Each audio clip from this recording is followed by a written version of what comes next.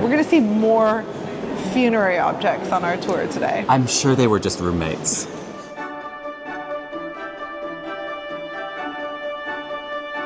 I'm Jessica, the museum guide, and today I'm at the British Museum. With Crystal, also known as Colin. And today we're going to be exploring many different objects that represent queer identities and histories throughout the British Museum. Gay rights! It's Pride Month.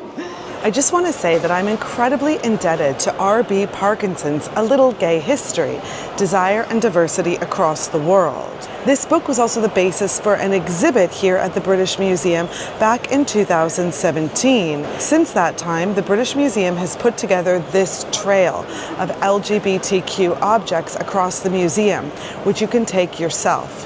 We're visiting most of them on our tour today. I've added in a few extras. You can either do a 3-object trail or the 15-object. If you're new to my channel, welcome. I'm delighted that you're here, and I hope that you choose to stick around, like, subscribe, and all that jazz. I try to create at least 2 videos every month here on YouTube of museum and heritage site tours, often focusing on offbeat artifacts and oddities, but sometimes just straight ahead beauty and art. If you're a regular viewer and you'd like even more tours, head on over to my Patreon channel. There, I release at least 1 extra full-length video tour every month. And you'll also get access to my back catalog of more than 25 different video tours. It'll keep you busy for a while. I've also recently begun posting roundups of screenshots of the gnarliest comments that I get, and my increasingly exasperated responses. People really seem to be liking those. And I also give my patrons a free annual in-person tour in London. So I hope to see you over on Patreon. So some of you may have seen Crystal on my Instagram before, but I'm going to let you introduce yourself. So I'm a drag artist. You might know me from Drag Race UK Season 1. And I'm also the host of Camp Classics Podcast, which is a thoughtful podcast about stupid movies. And it's basically exploring queer and queer-coded cinema from a drag queen's perspective. So today we're doing something completely different. We're going to look at the British Museum and look at things that I have no context for, but I'm excited to learn a little bit more about queer history. Some of these objects today have complex and or painful histories of colonial acquisition. However, none of these objects have been the subject of formal requests for repatriation. I do cover this issue extensively in another video that I've just linked above, and I am planning a new video within the next year to address more recent controversies. And what we're going to see a lot on our tour today are objects that aren't necessarily explicitly about gay people doing gay things. But what we end up having a lot of is objects about fluid gender and expressions of gender that definitely don't fit into any kind of binary. And definitely in non-Western contexts, but also in Western contexts as well. Well, I think that's just the gay experience, is like having to squint at something and like find the gay subtext. So I'm excited. We don't just have ancient cultures and ancient things. I mean, the oldest thing that we're going to talk about in the British Museum is about 11,000 years old. Wow. On our tour. But we also have things from contemporary cultures, people that are still active communities and religions practices that are contemporary to us right now. And so here we actually have something collected from the Pacific Islands, from New Zealand, Aotearoa. And this is from the late 18th century. And you can see the British Museum has it labeled and listed as one of their examples of desire, love, and identity, explore LGBTQ histories. And here it is all about gender fluidity. This box is called a Papahou. Boxes like this one would have been suspended at eye level and would have included prized possessions. Every surface of the box is covered in intricately carved male and female figures, all linked and entwined and kind of writhing in sexual acts. On one side, this figure has a male member in his mouth, and on the other side, his tongue is lolling out and kind of poking into or lapping into, that's quite a gross way of putting it, Jessica, this female genital symbol. You know, you just don't get enough bisexual representation, so I'm pleased to see it on this box. We're not sure how common this kind of decoration was on objects before the 18th century. By that time, early European colonizers had arrived to New Zealand and other Pacific regions. And many Polynesian cultures recognize a third gender. They're often people who were assigned male at birth, but who exhibit traditionally feminine traits. And these individuals are important members of society and play key roles in spirituality and cultural practices. This includes the Mahu identity, aka in the middle, in French Polynesia, Fa'a, Fa'afine, and Fakaleti, a third gender in Samoa and Tonga, respectively. That means in the manner of a woman, and Takatapui in Aotearoa. That's a reclaimed Maori term that encompasses a broad spectrum of non-binary gender identities. If you're visiting the British Museum sometime soon, I do offer private tours and small group tours. The information is below. I also have an audio guide of the highlights of the British Museum available on VoiceMap, the Curiously Human audio tour app. Zeus is in the form of an eagle, and here he is landed on the shoulder of this beautiful youth called Ganymede. Are twinks historically into eagles? I'm not sure. I don't know, he's pretty masculine. Yeah, I mean, it's a hot eagle. I'm going to say, it's eagle zaddy. I mean, he really is lovely. Zeus was right to be attracted to him. In Greek mythology, Zeus, and in Roman mythology, Jupiter, was often overcome by lust for both men and women. Zeus often took on different forms, and here he's in the form of an eagle to abduct the young and beautiful Trojan youth Ganymede. He was the son of Tros, the legendary founder of Troy, and was known as the most beautiful of all mortals.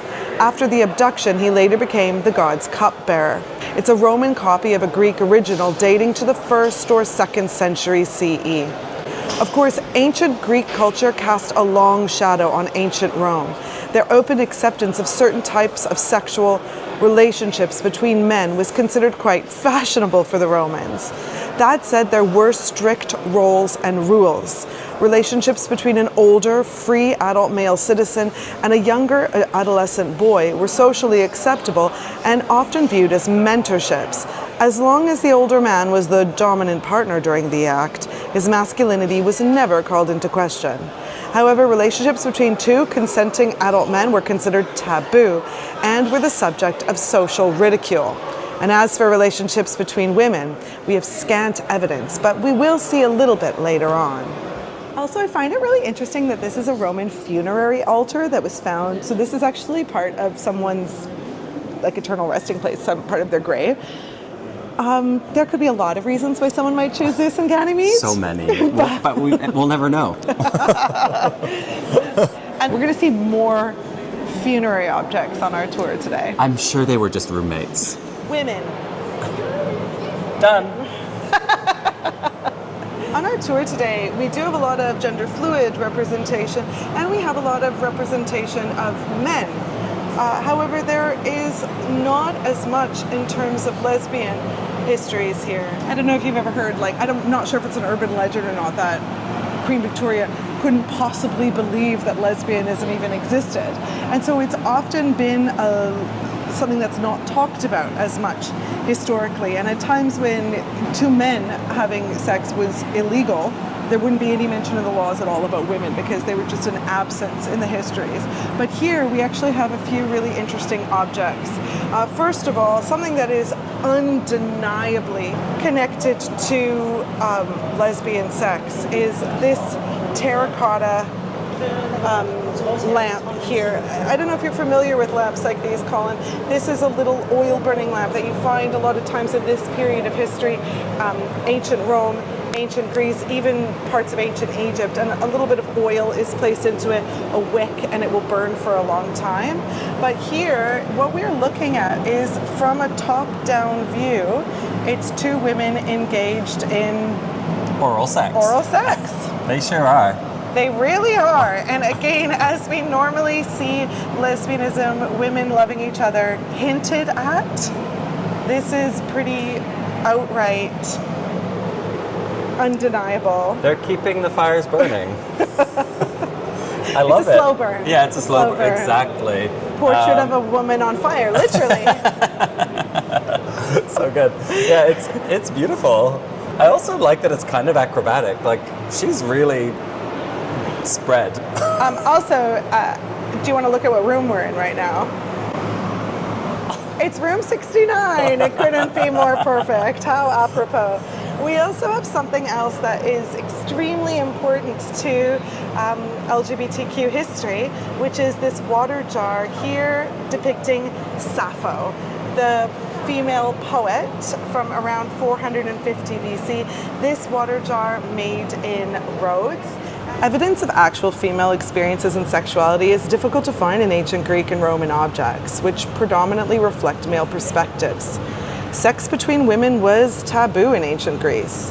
Erotic acts between women were rarely depicted or discussed, probably because they challenged male ideas about status, gender, and sexuality. This is an ancient Greek water jar, aka a hydria, and we can see 4 female figures against a black background. One is seated, and we have good reason to believe that this is Sappho, the poet. She is bent forwards looking at a scroll. On it are dots representing 16 lines of writing. A jar with the same design is in the Athens Archaeology Museum, and that one is inscribed as specifically depicting Sappho, so it's likely that this is her as well. But who was Sappho? Well, she was a poet that lived around 630 to 570 BCE in the town of Mytilene on the island of Lesbos. Her poetry makes her an outlier, as writers of that era were almost always men. She wrote achingly beautiful poems about female desire and having lust for both men and women. Throughout the Renaissance, her name was shorthand for intellectualism, but in the late 19th century, the word lesbian, an inhabitant of Lesbos, became a nudge nudge wink wink name for women who love women, and then eventually it became like the word that we use. There's also this coin here, and this was released much later at a time when many cities in Rome were demonstrating their historical importance by putting famous ancestors on coins. Sappho and Lesbos, like she was the blueprint. She really is. But here we have this red figure calyx, a wine cup. The vessels were likely made for all male drinking parties called Symposia. Here on the wine cup we see naked men reclining, being served wine by young men, though it does have a sexual connotation. But here on the wine jar, it's not a connotation. We see men with erect penises engaging in intercourse between the younger men's thighs. We've already spoken about this. Sexual relationships like these ones were culturally A-OK in some city-states as long as they were between an older and younger man and seen as mentorships. Girls and women were for marriage and having children, but young men, it seems, were just for having fun. It's giving, like the bathhouse or an early gay bar, I guess. Yeah. Everybody's having a lovely time. I'm sure they are. If you'd come to the British Museum in the early 20th century, you actually wouldn't be able to see a lot of these objects. Well, you might have been. I wouldn't have been allowed to. And that's because they were part of a secret collection that was called the Secretum, or the pornography room. And the Secretum was actually first developed because of a huge influx of Egyptian phallic objects that came to the museum, along with the hydria that we've just seen, other objects, and also some statues that just have like very visible genitals or breasts were placed into the Secretum. And in order to gain access to it, you had to prove that you were a man of good moral standing. Oh, well, that does actually rule me out, unfortunately, as well. But it was meant to keep women and children safe from the excesses of the ancient world. And finally, it was added back into the British Museum. So yeah, we wouldn't have been able to see most of this stuff. It's amazing, really, when you think about like the long tail of that kind of Victorian prudishness, and like how we're still kind of dealing with it. Like, yeah, you can see these things now in the museum, but I don't know, you can still see the ramifications of it. It's so interesting. The next object that we're going to see was actually offered to the British Museum to be purchased in 1950, but because of its graphic depictions of homosexual sex, the British Museum decided not to purchase it, and they didn't end up purchasing it until 1999. So we're going to go see the Warren Cup. So I don't feel like I really need to say anything. I'm just going to let you have a good look at the Warren Cup. Oh, okay.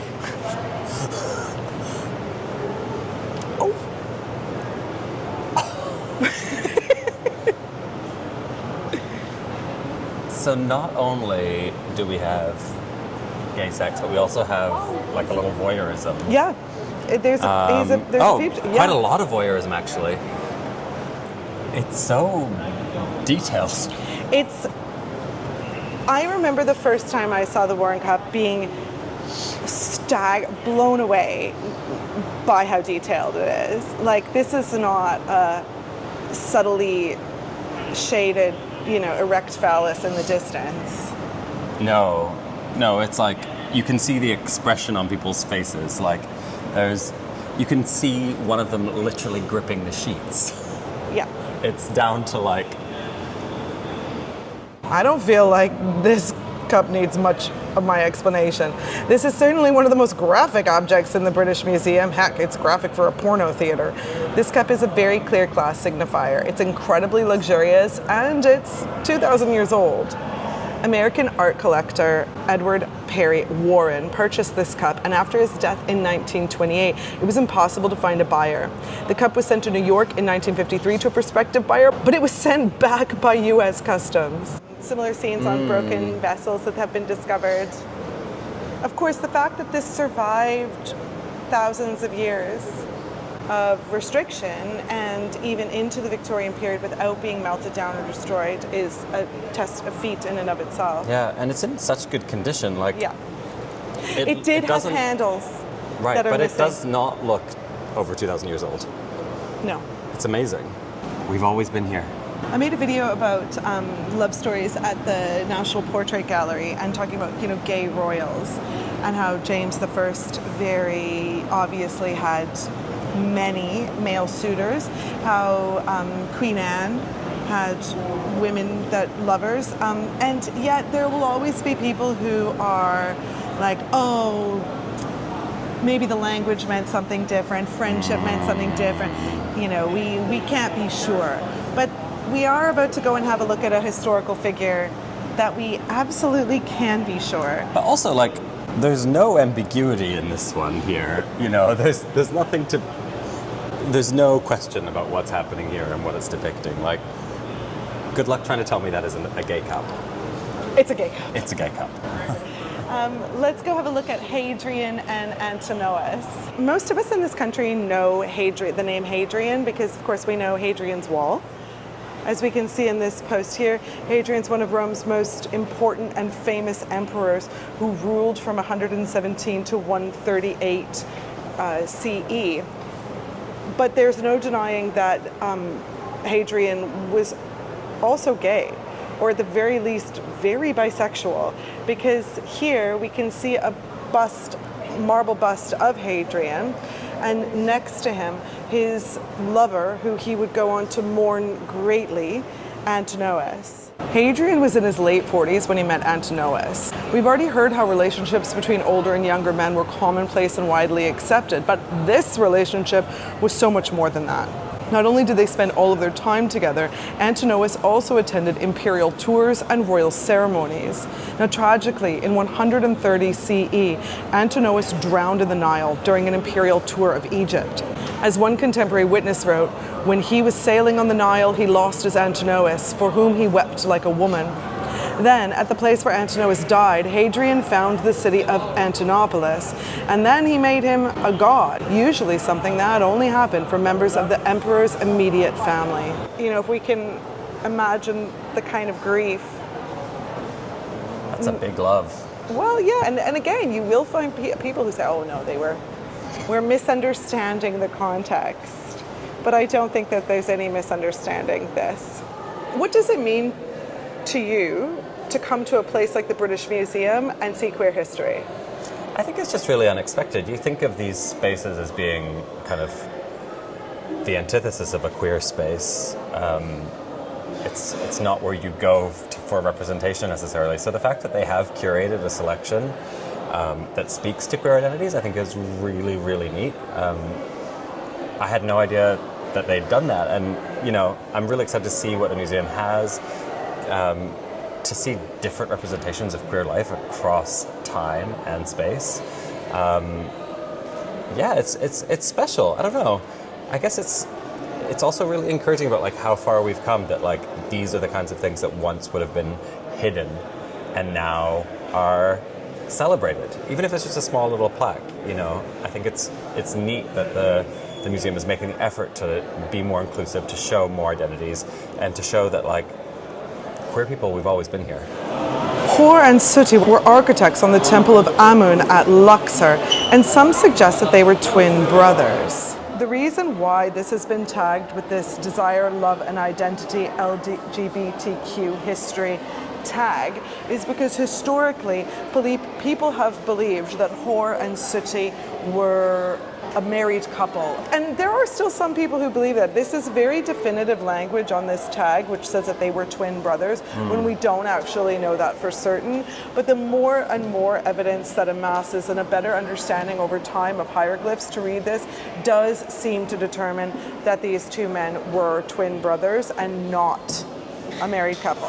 The inscription has actually been damaged, and some scholars suggest that this damage was done deliberately, that Hor and Suty were in fact a male couple, and their outraged wives and children defaced their memories in this way. The inscription says, "My brother, like myself, whose ways pleased me, for he had come from the womb with me on the same day."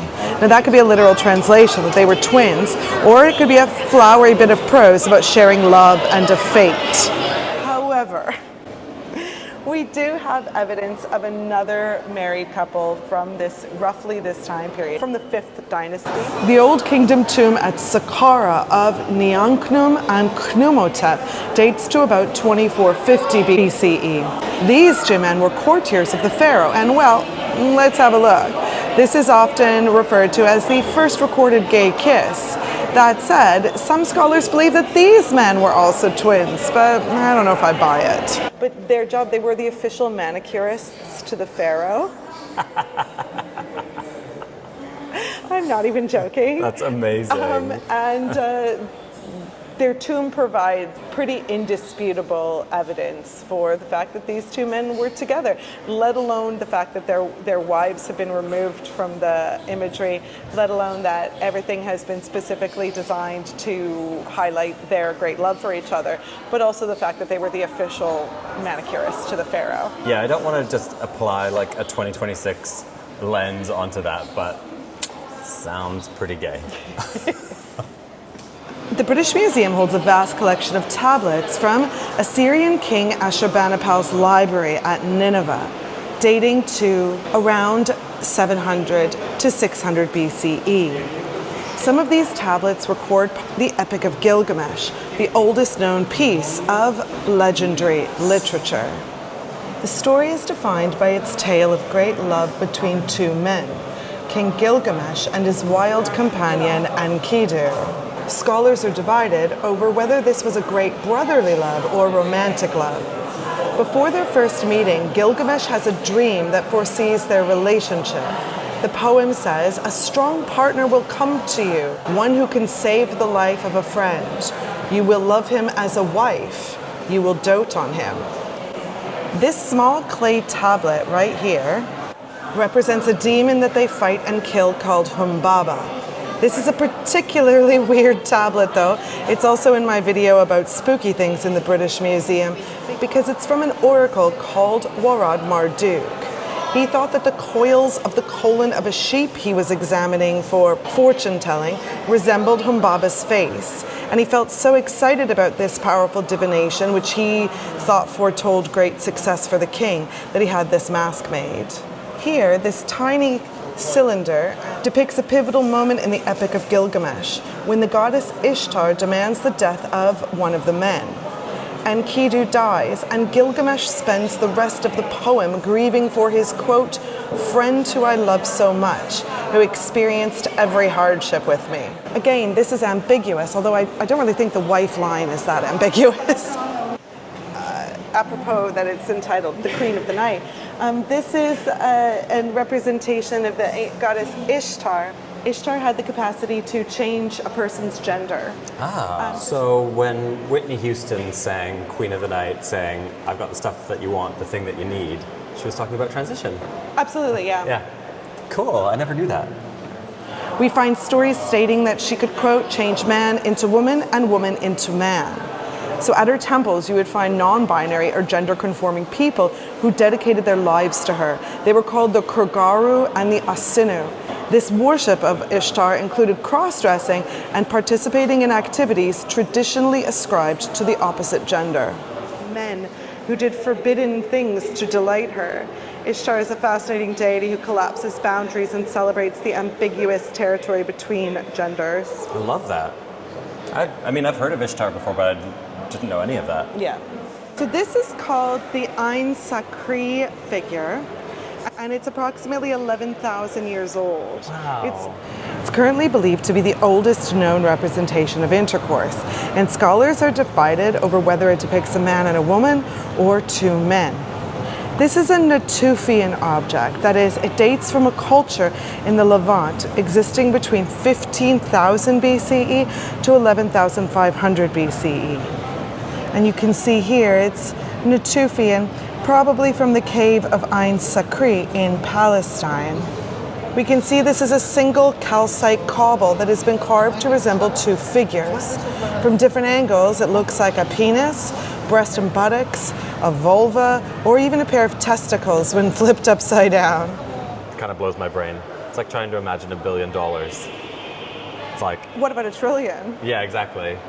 But 11,000 years old. Well, actually downstairs in the room 1, the Enlightenment Gallery that we were in, there's a hand axe from 500,000 years old. Wow. And those people were having sex too. They were. They must have been. The Ladies of Llangolen is really such a sweet story, and one that's a lot more modern than most on our tour. Eleanor Butler and Sarah Ponsonby were upper-class Irish women who fled Ireland to live together in the Welsh countryside, and live together they did for more than 50 years, from 1779 to their deaths in 1829 and 1831, respectively. The ladies of Llangolen refused to spend a night apart, often wore riding habits with top hats and male-style neckties, as you can see here.